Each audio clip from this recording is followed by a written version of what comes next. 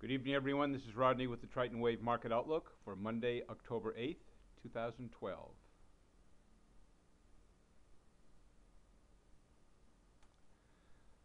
Let's take a look at the S&Ps. What happened on Friday was that we were up at one point, 1455, up 11 or 12 points, 11 or 12 handles on the S&P, and it did a decided turnaround. You can see that long candle into the close and represented by 21 on the right hand side.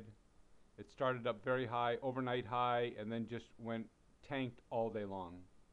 So what I thought was going to be, what I thought my original scenario was going to start in here when it was trapped in between the 8 and the 21 exponential moving average for 5 days, and it seemed to carry up a little bit,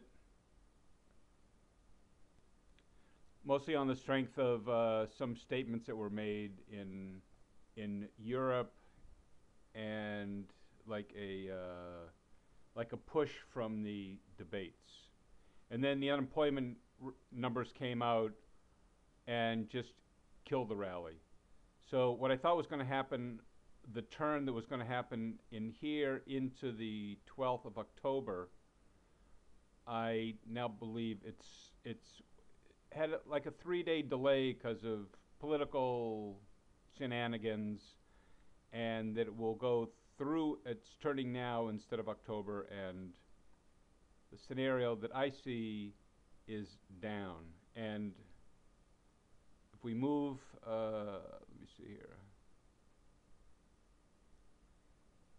At one time, these small candles on T1, on the white wave, I'll just push them out here a little bit. 470, 498, 473, 429. Okay, that 473 was actually close to 5 when the S&Ps were up 11 or 12 points and then completely turned around. So while the waves may be a little bit early, they're telling you what's going on. It's already rolling over on T5 on the 21-minute, and T1 is already rolled over.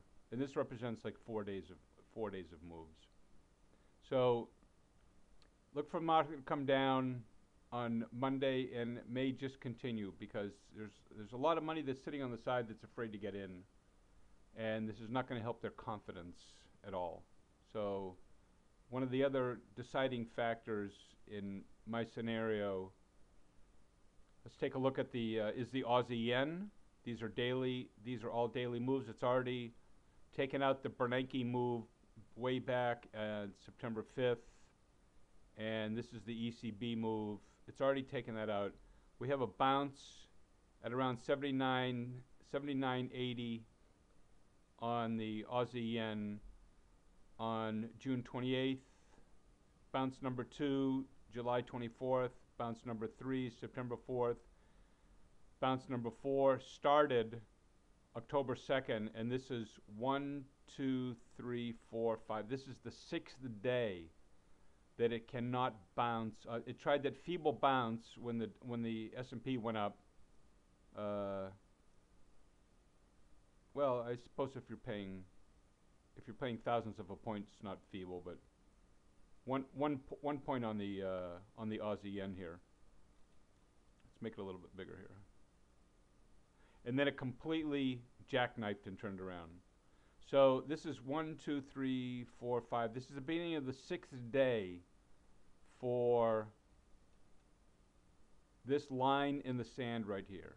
If it breaks this, it looks like it wants to go all the way back to the May 31st, 2012 close of 74.50. And there's really nothing to stop it. This is pure risk off. All right. Most of the scenarios haven't changed, but we'll take a quick look at them. Let's plug in Goldman Sachs here. Goldman Sachs looked like it was going up, and T1 is coming down on the daily, and on the 21 it's already rolled over. Um, you can see the last time it was above zero on T2 on the 21-minute cash was September 27th, when the stock was selling for 414.50. So there's no reason not to believe that it's not going to come down and try to test the 116.19, and that's my target for that. Baidu, true to form, went up and hit the 55-period exponential moving average and then did an immediate turnaround. The 8 is still below the 21 and the 5 moving average, and the T5 is still completely buried below zero. So I continue to like Baidu on the downside. NFLX is doing its own thing as usual. Short cover is 30%. It was 30% of the outstanding shares were short on this, so something like this was bound to happen. But already T1 is already flipping over on the 21-minute period. 21-minute cash price. So I expect that to come. That's kind of been a line in the sand back in the 89 exponential moving average back here in July, and it will probably hold here. And since T1 is rolling over on 21-minute, look for that to come back down again. Okay, on the Thursday for Friday update, I suggested that Apple, because T1 had moved below zero and confirmed by the 8 and the 21 crossing that this was ready for a downturn.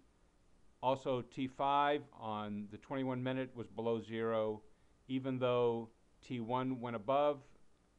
And basically the rule of thumb is use the whatever time period you're using, use the T5 as an anchor, and it usually works out. This one worked out perfectly because the whole time it was below zero from 9/24, September 24th. And then when the T1 moved above, you could cover your short here, and then go long when it went back down below zero. Go short again when it went down below zero because T5 was below zero. Cover right here. You actually need a shorter time frame chart to do this. Let's take a quick look here.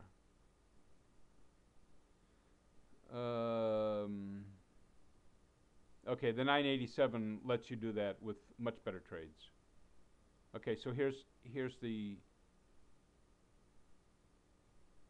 you can get in or cover your shorts whenever these go above zero, and then reshort when the longer ways T3, T4, T5 go below zero. So it wouldn't have been a bad. You would have lost like 5 or 6 points up here on getting back in the short side, but still a nice play from 666 down to 652. Very, very nice play on that. If you're lucky enough to get a retracement on Monday back up to the 21 period, the 8 period moving average, I don't think it's going to happen because already the S&Ps are down 250 overnight, and the Aussie yen is dropping pretty steadily. But if you're lucky enough to get in on some kind of kickback, back up to like a 5-point kickback, I would get in on the short side on Apple. Target being, immediate target being 633, right at the 89 period moving average.